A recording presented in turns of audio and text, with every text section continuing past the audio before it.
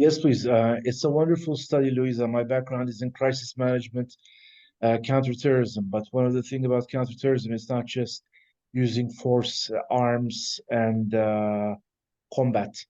Truth and reconciliation plays a very important role.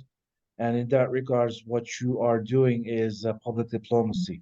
But what's most interesting is, the as has been mentioned, the increase in violence, the consumption of violence, whether it's video games, media, and also plus radicalization, organized crime, and children going after the wrong stereotypes.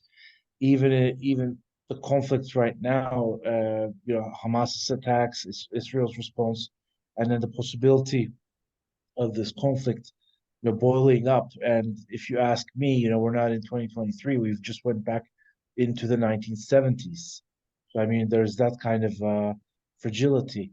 So perhaps if you thought of your methods as a way of intervention or first aid kit, how do you see it playing in the coming years? Or knowing what you know right now, if you had to create a V 2.0, what would be some of your aspirations, Luisa, Gustavo? I would very much like to learn, and I don't know if I have the right line of thinking. Thank you.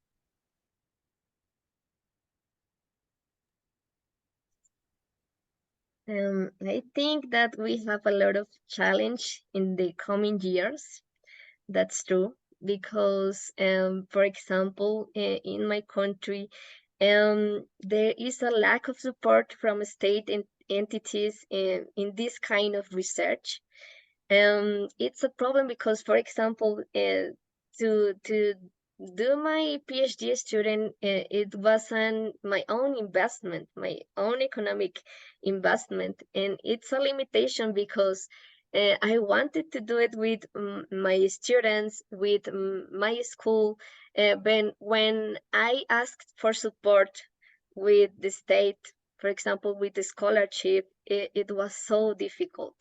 So for that, it will be difficult in the coming years. But I think with this kind of um, um, meetings, and if we start to talk with other teachers about the topic, it will be a big impact. For example, in my local level, in the place where I live, in the university.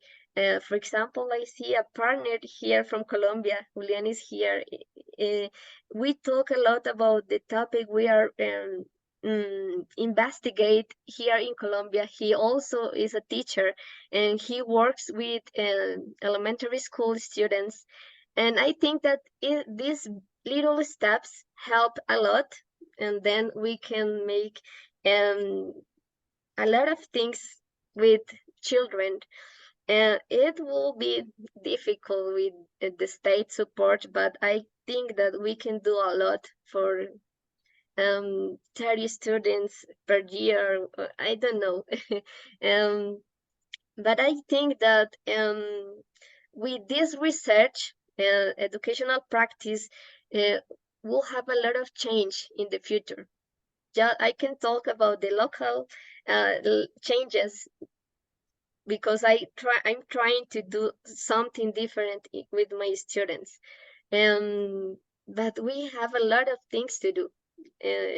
For example, when I read the studies in Taiwan and in the United States or in Europe, they have a lot of works that help us to have an open vision of what can we do here in Colombia.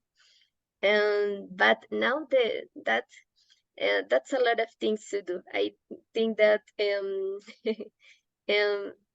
I don't know what is going to happen here in Colombia with the conflict, but we have a lot of things to do at the school.